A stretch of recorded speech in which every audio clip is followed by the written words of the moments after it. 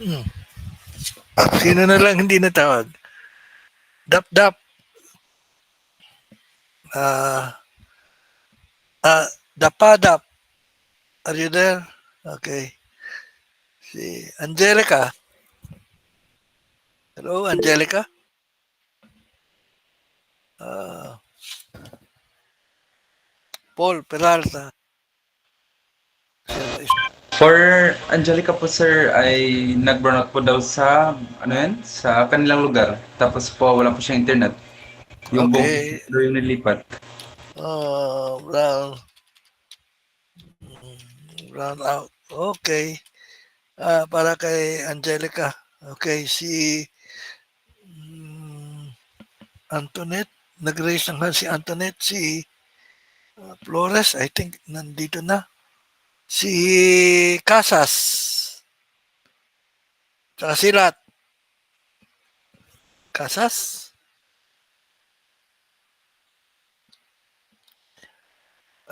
Dapadap. Dapadap. Paul Peralta. Manalo.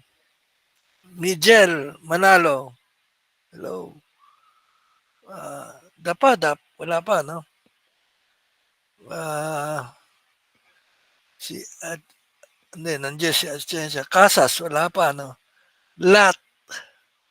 Okay. Ito lang yung nandito. Alright. So,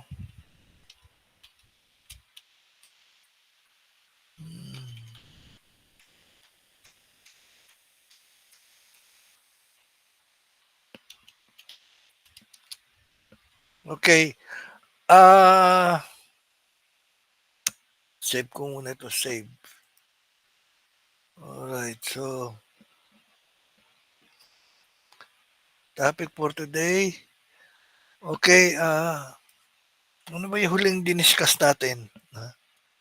Uh, Alright, siguro konting review na lang. Ah, nasa current mirror tayo, ano? Yung current mirror 1, okay? If you are seeing it, dito, current mirror 1, ang topic dito ay, tingnan natin dito sa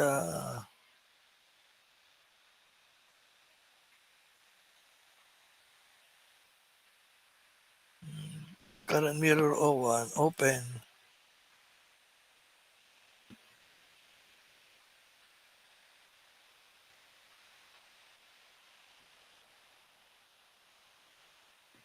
Still we,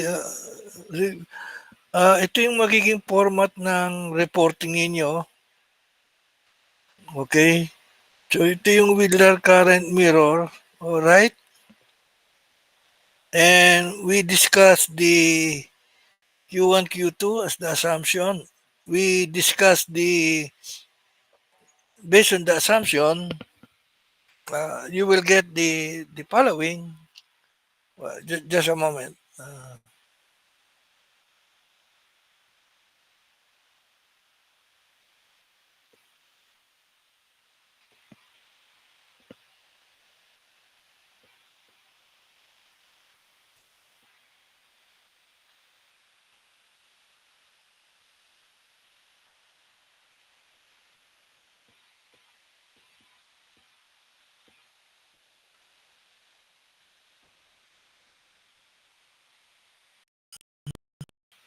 Okay. So, exam na pala sa 14. Okay. So, we'll try this one. The following holds. So, based on the assumption ito, we can make the following identity. Alpha Q1, alpha Q2 is alpha. So, they are the same. And then, using this file in as your template, okay, at node B1C, write the Kirchhoff's law. So, ito yon. At node B12B, write the Kirchhoff's law. Yun, ito, right? BQ1C. Where is the BQ1C?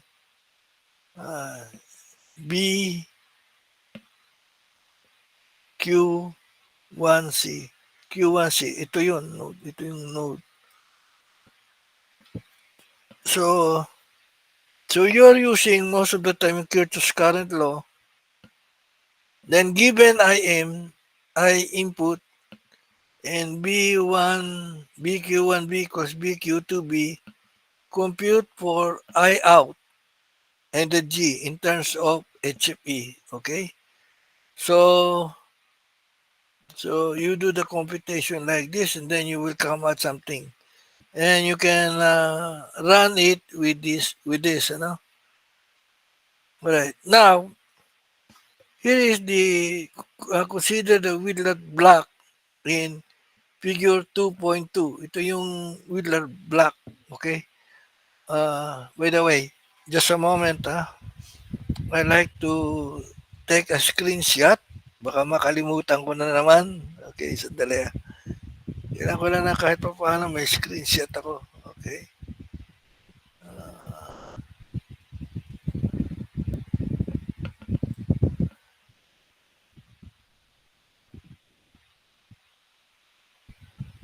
Okay.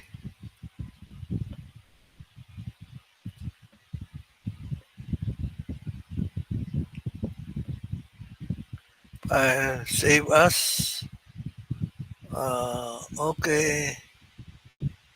Current mirror. Napunta ako sa current mirror.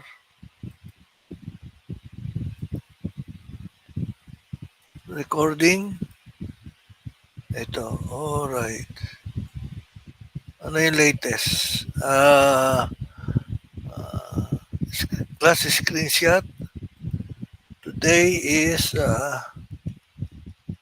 October 01. Alright. This is the class.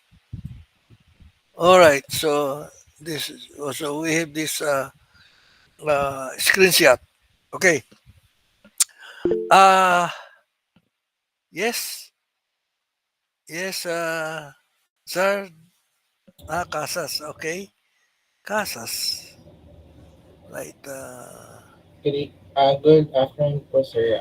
Sorry po, medyo late pa nakapasok po sa meeting ko. Hindi, hindi. Okay, don't. Nagkaroon na pa ng problema po sa connections po. Oh, no problem. Ah, nagche-check lang ako ng attendance para tinatry ko matandaan kayo. Hindi kaya tinitingnan ko lang kung makakaya kong matandaan. Tsaka hindi ko ina-alphabetical to eh. Para matrain lang yung mind ko na matandaan. Minsan natatandaan ko eh. Okay.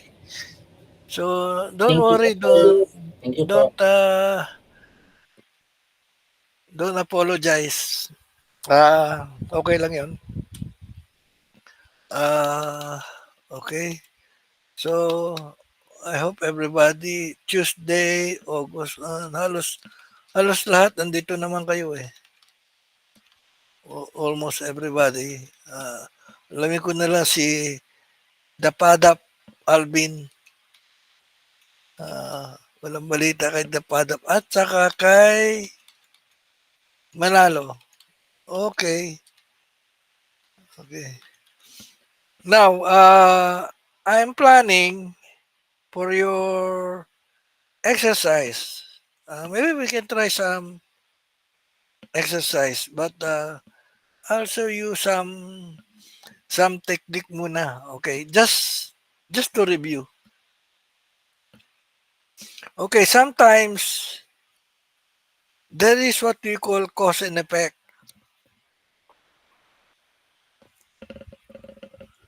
May tinatag tayong cause and effect analysis. So when we do circuit analysis, we use most of the time Kirchhoff's voltage law, nodal analysis, meron kang tawag na equivalent circuit diagram. So you can put it in a circuit diagram or you can take the schematic per se. And the other one is constructing the block diagram. Constructing the block diagram is should give you a better understanding. Like this circuit. You know current flow this to this and separate on both ways IB1 and IBQ2, assuming Q1 and Q2 are identical. All right. So that is the assumption. So the current distribute IB1 between IB1 and IB2 equally. So that is the assumption. So you can compute the HFE there. All right. The beta. However, if they are not the same, well, what happened is when you supply current here, this one, uh, the feedback current is this Q1 because from this BC1 node, you supply IB1. The IB1 generate the BBE. And the generated BBE produces IC1. So this is the feedback. And another one, BBE powered Q2. And when Q2 is powered, it draws IB2. So another feedback. So the feedback of Widlar are IC1 and IB2. And the output is IC2. So that is the whole idea. So how do you explain that in the block diagram? Like this. Okay. I have I in, then I have IB1, IB1 HCP plus 1 generate IE1, the emitter current of Q1, emitter current of transistor 1, okay? And then through the diode transistor equation, it will generate BBE1 and another BBE1, okay? So BBE1 is uh, uh, causes the current IE1 and IE1 causes the current IC1. So that is the feedback. Now, another one, BBN, this is one, it's just simply one times BBE2 is BBE1 times 1. So it just say BBE1 is equal to BBE2. So this is what it said. And then IB2, the BBE2 causes IE2. Oh my God. So why IC2? It should be IE2. IE2 causes IC2 and also IC2 causes IB2. So IB2 become a feedback. So not the negative. And then the negative. I can make it positive by reversing the arrow. But this is just a standard diagram. Okay, so the question is, how do you, given this diagram, can you derive the transfer function IC2 over IN? So that is the idea here. Well, you can do by inspection. So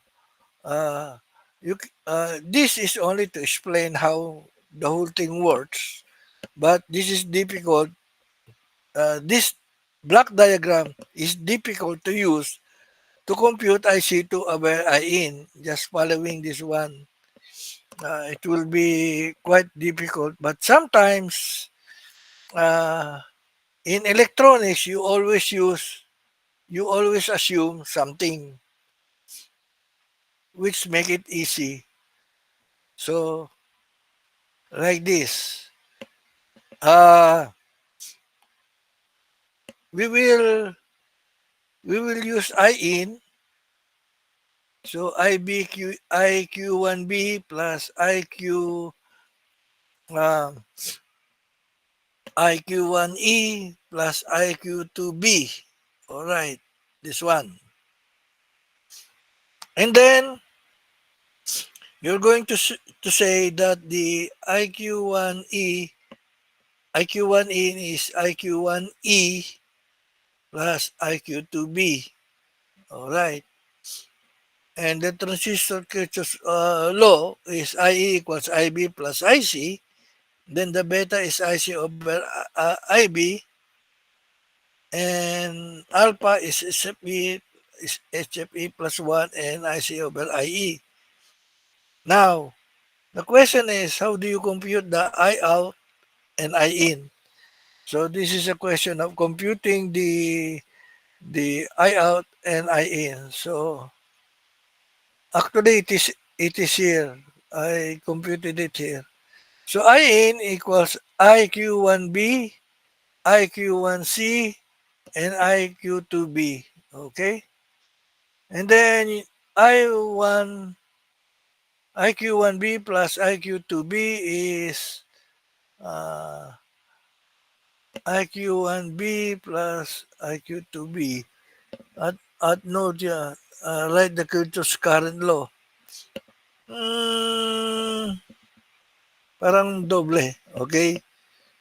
So we will compute that. So like this. So HFP is IC over B. I out is I2 IQ2C, collector of Q2.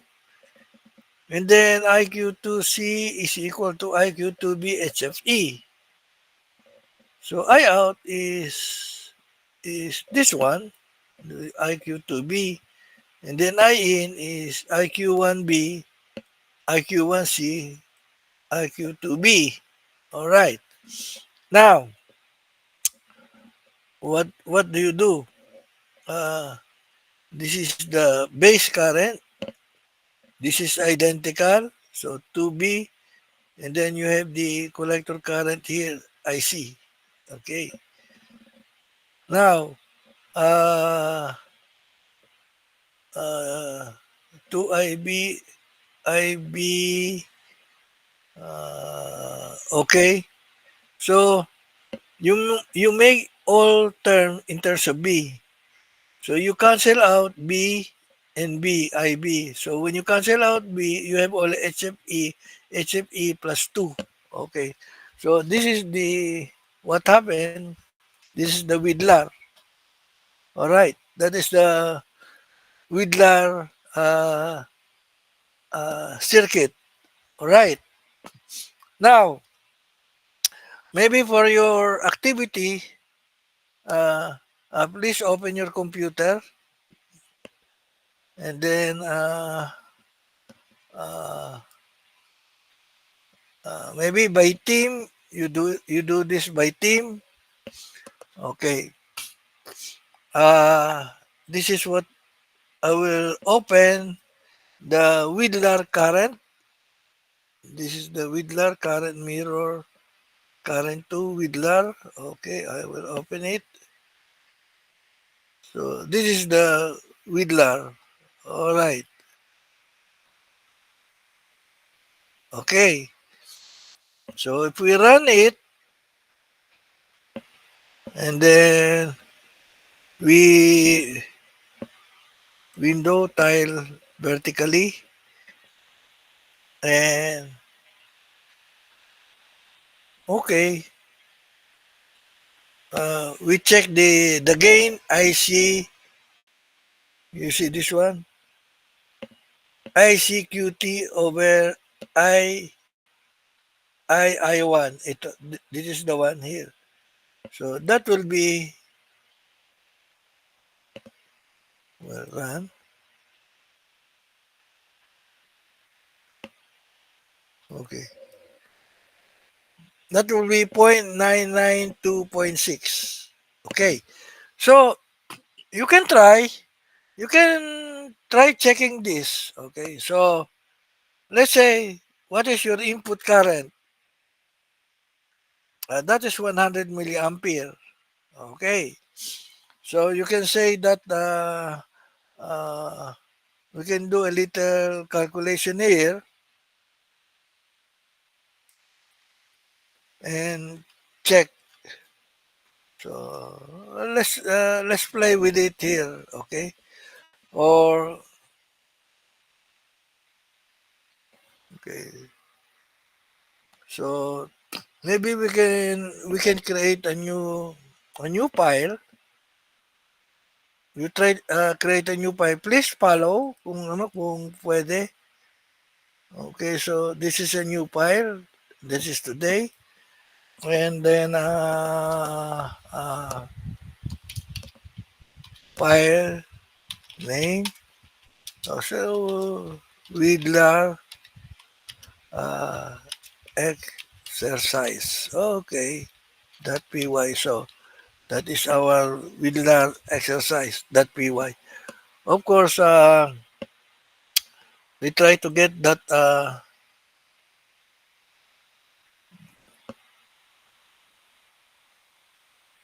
whatever this one. Control C. We just copied it here. All right. So we're just computing.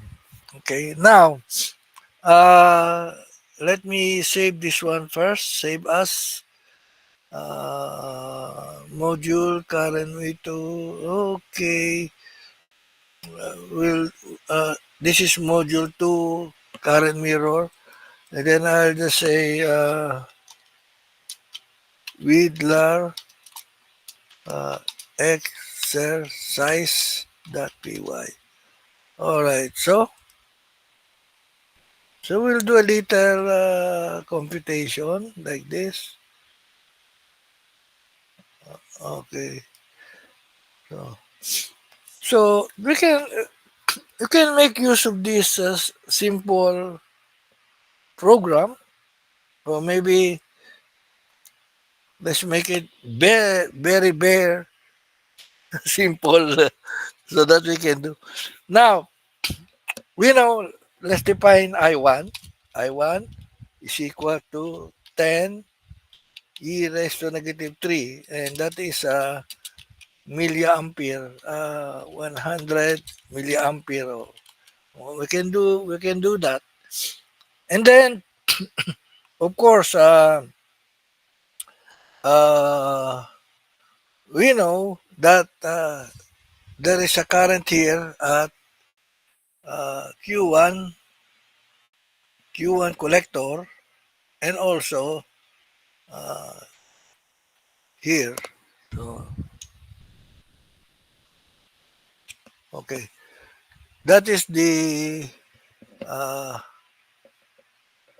the current I1. Uh, okay, let me try it again.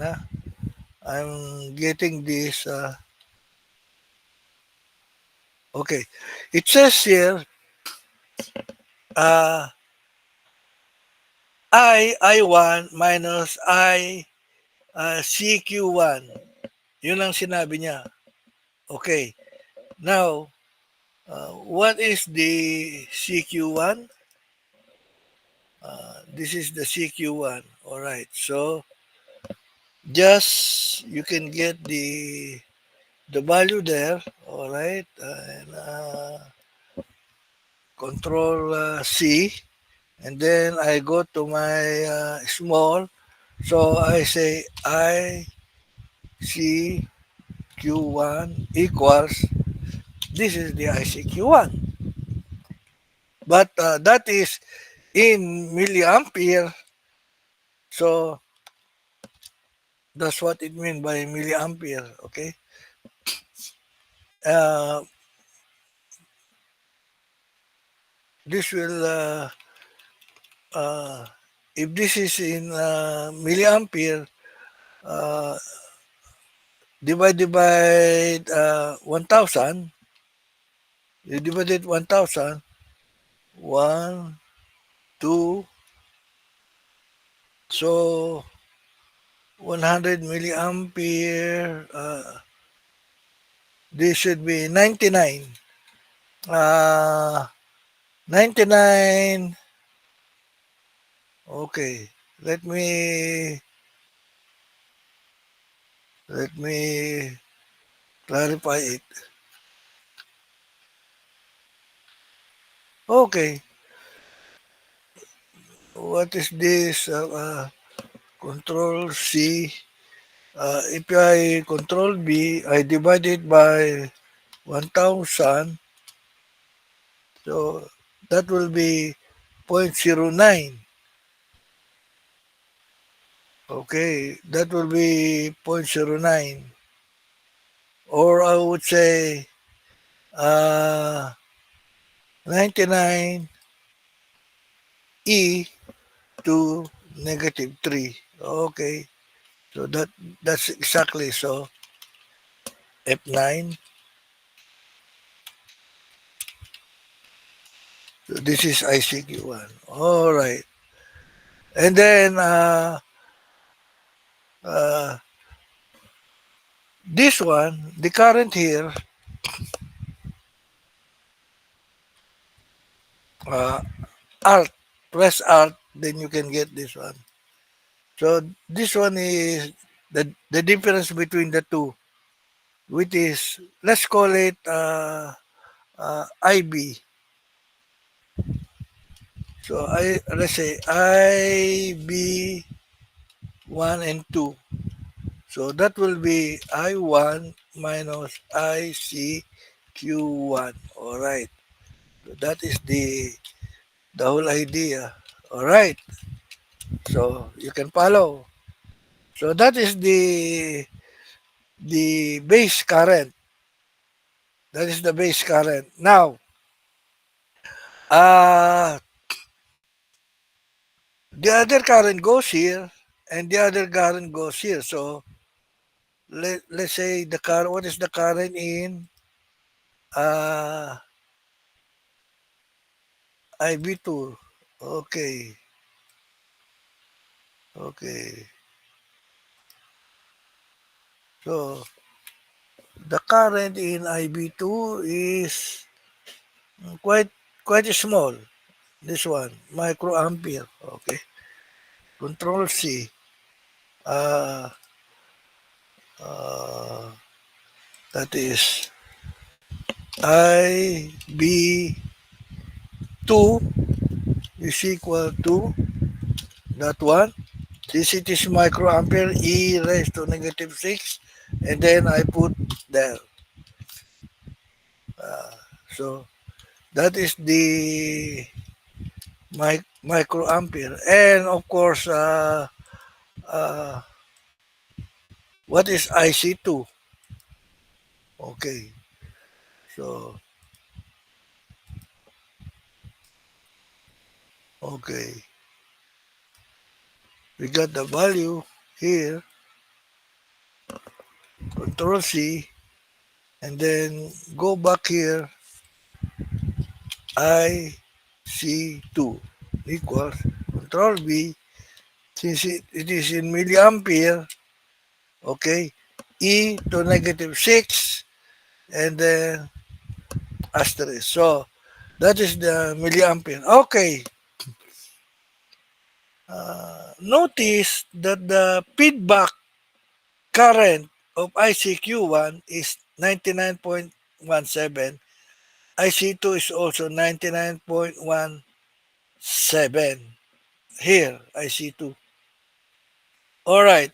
If the ratio of I1 and IC2, so let's say gain G will be IC2 slash I1.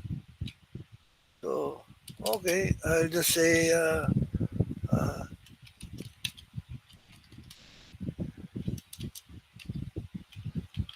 print uh, gain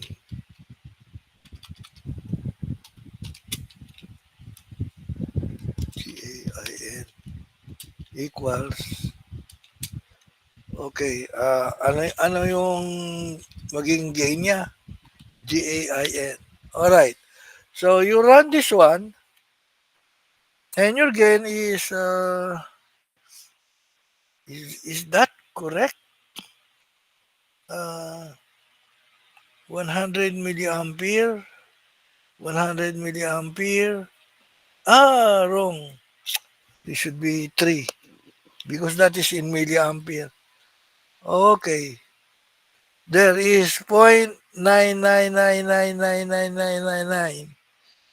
So, but we need also to know what is HFE. Let's compute HFE1. Ano yung HFE1? Simple. ICQ1 slash IB1. But I don't know the IB1 yet. Okay, tignan natin ha. So, kunan natin yung IB1.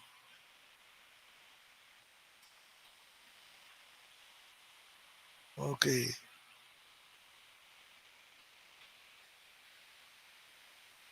Control C. Punta tayo dito. Tignan natin yung IB1. IB1 equals Control B. Okay, so since micro yan, E raised to negative 6, and then comment out natin yan. Alright. So, ano yung HFE1? HFE1 will be ICQ1 over IB1. Alright. Now, of course, print natin para meron tayong lagi HFE1 equals comma, HFE1. Alright. Tira natin. 240. Okay. Tira natin. Yung HFE2 is equal to IC 2 slash IB2. Okay. Print din natin to.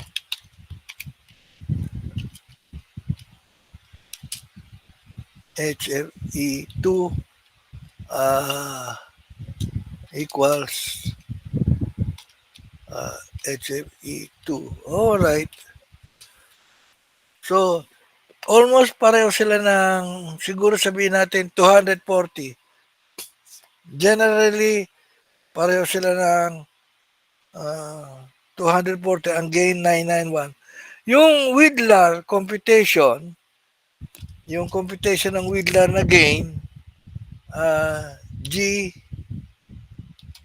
Widlar ay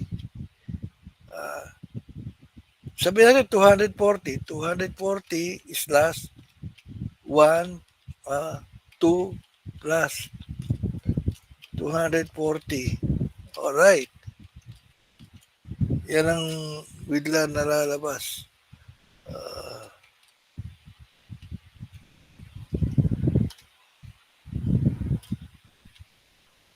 Okay. Print ko na rin to. Print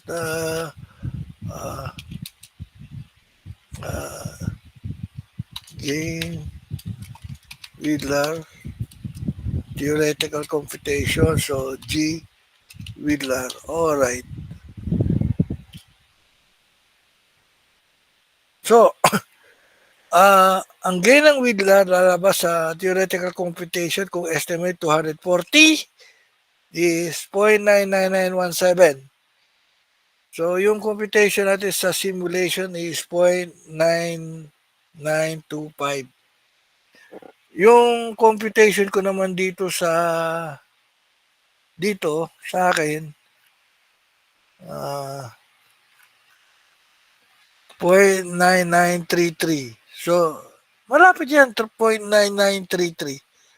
Okay, this is theoretical computation. Now, ganito. We'll do something like this. Alright, so, allow me to open yung tree. Yung tree, hindi pa ayos yung tree. So, let me i-comment out ko muna ito yung block diagram model. Okay, so i-run ko muna ito. Alright.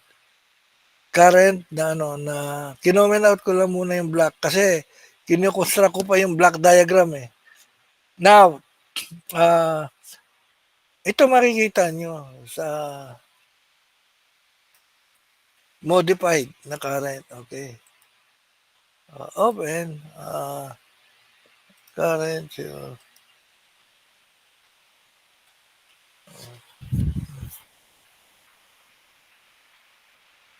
Alright. Lalagyan natin ng isang transistor ito. Lalagyan natin dito na isa. Alright? Now, yan ang modified.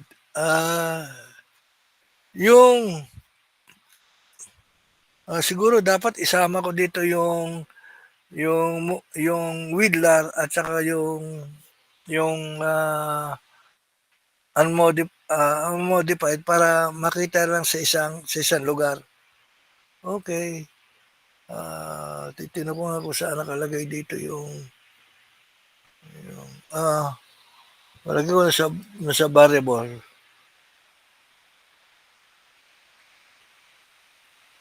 Widlar current mirror. Okay.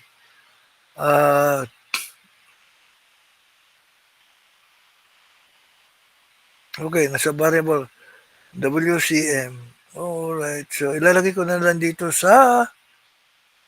kasi ito yung modified Widlar. Okay. 80. Okay.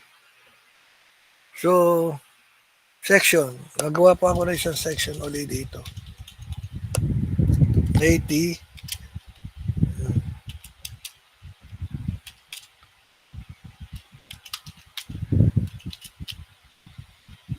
Lagi ko, Wheeler, current, mirror. Alright. So, 80, W, Wheeler, current, mirror. Okay. Nasa variable yun eh. Okay, nasa variable yung Wheeler, current, mirror. Siguro yung modified,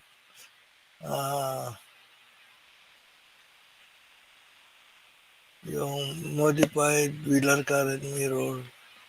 Nandito yung modified eh. Okay, so, run natin yan. Alright. Now,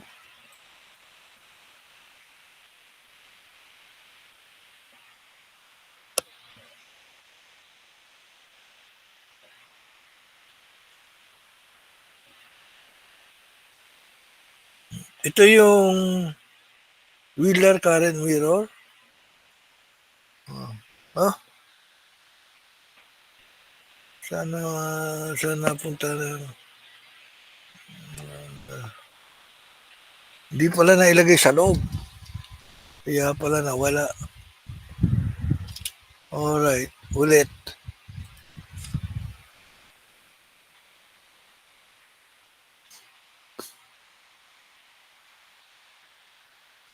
Alright, you're going to do now T3 auto for 1 hour. Compute the gain ng Wheeler current based on this. Okay? So sabihin natin ang HFE is 300. Okay? So I will change the requirement here. So ang papagawa ko sa inyo ay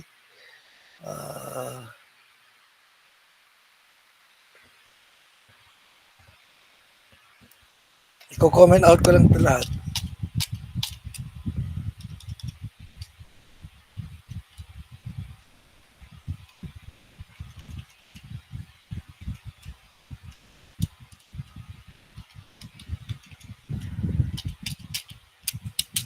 Okay. So, I'll send this to you. Okay, yun na lang, yun ang, okay, 80.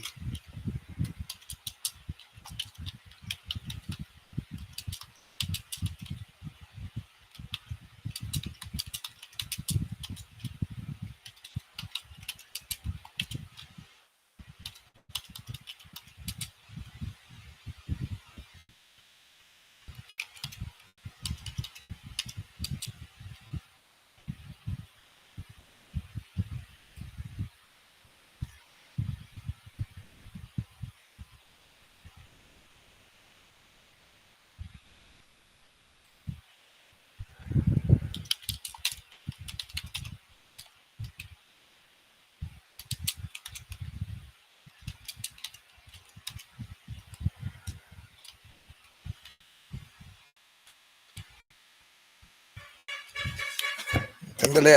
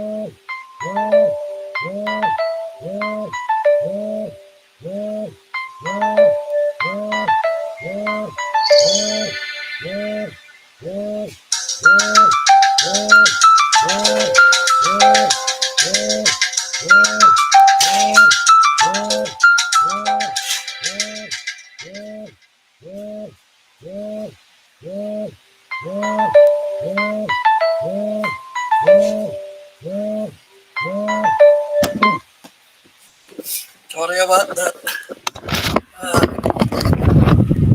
Sorry about that. Lumalo yung basura. Okay, so I think I better open my camera. Okay, I'm still, okay, so, use HFE and then,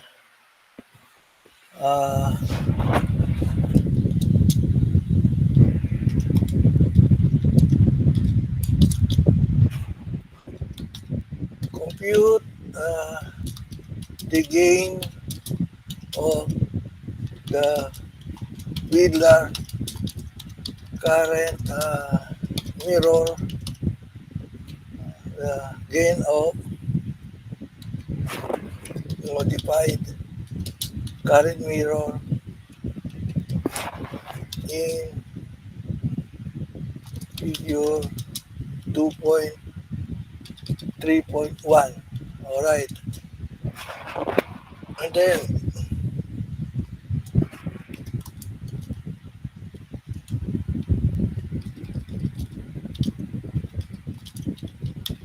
compare the two gains.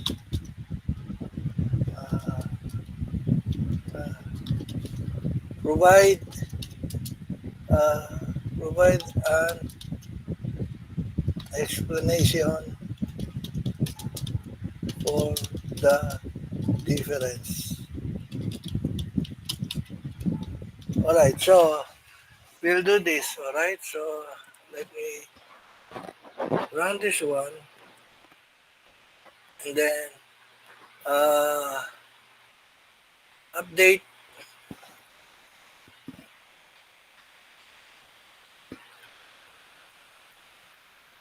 So this is the one. All right. So use HFE 300.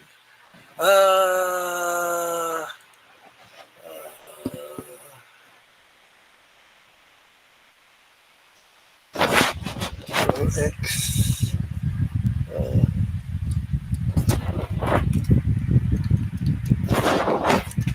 Okay, this is the one. All right. So allow me to uh, did I say Widlar? Okay.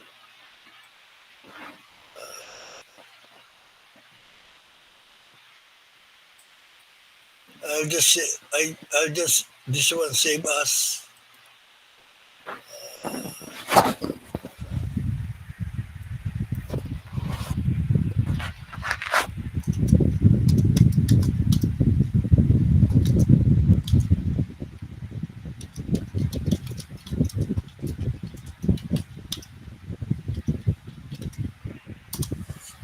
Okay.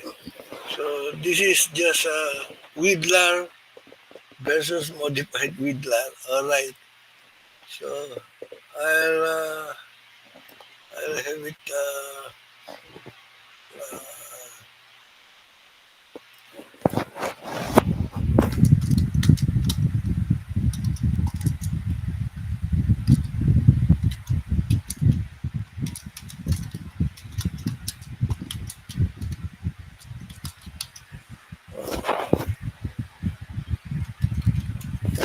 Control C, Control N.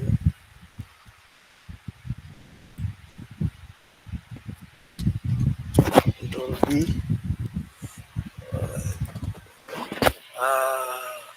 I run this one. I will remove the call out. I will remove the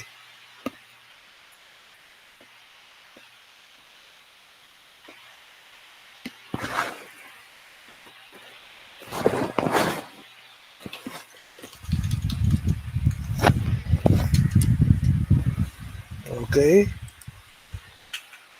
All right, and go to my Texas Studio. Erase all of the open the new one. Okay, this one and run. All right.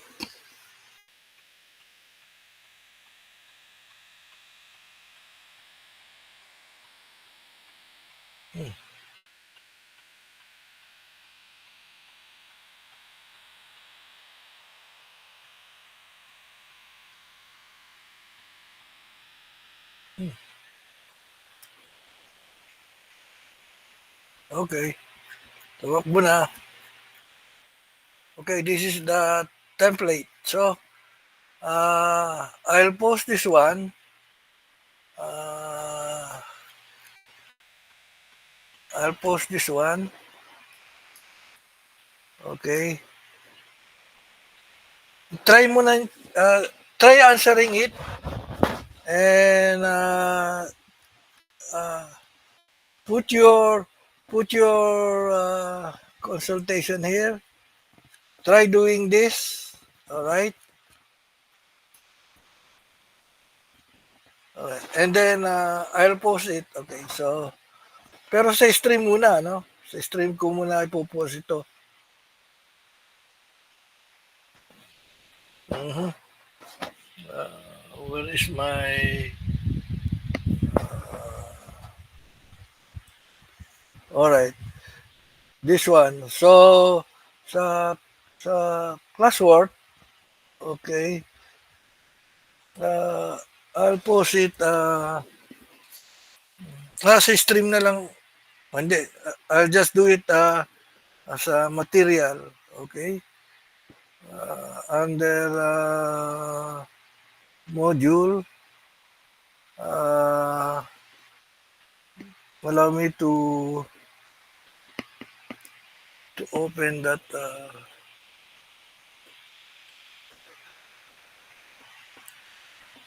Okay, go to this module,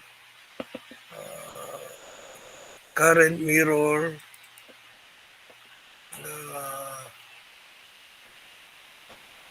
this one. All right, so I will have this, and where is that Python source code? This is the Python source code. Okay, and zip it. Auto current zip mirror. All right, where are you? Okay. Name.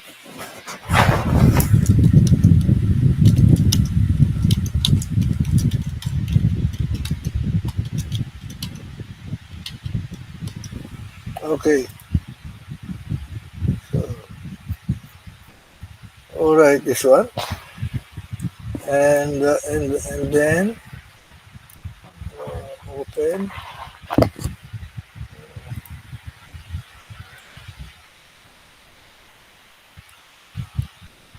Okay. Okay, so this is what we're going to. So this is Widlar versus modified Widlar. Okay. Current mirror. Okay.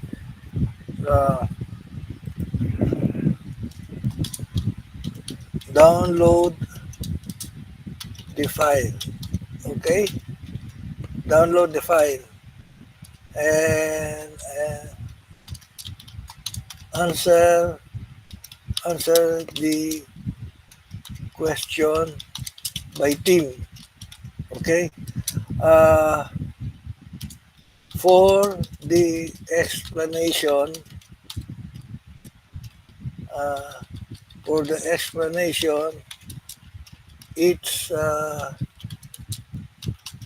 team member uh, uh,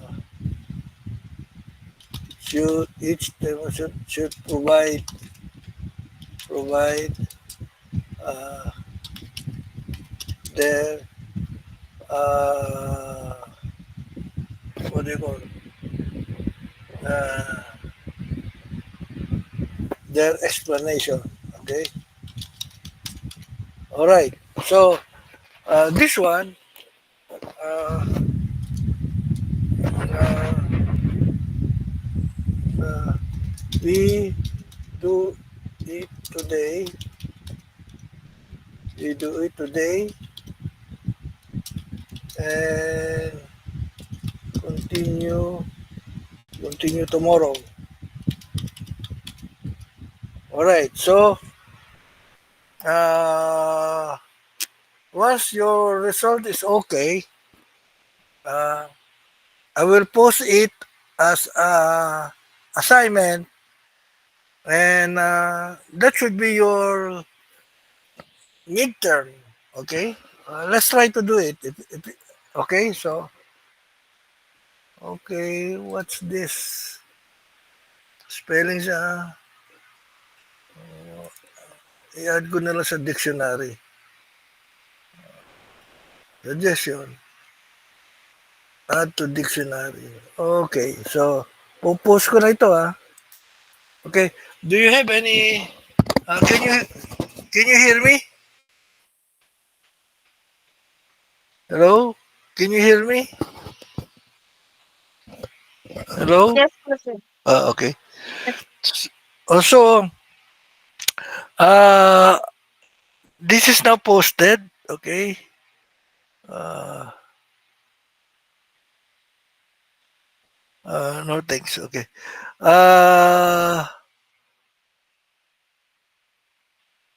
It's a module. This one. Okay. Okay. You download it and try to solve it. Okay. So you start now. I will also do my work here sometimes, but I will make it open. I'm going to do some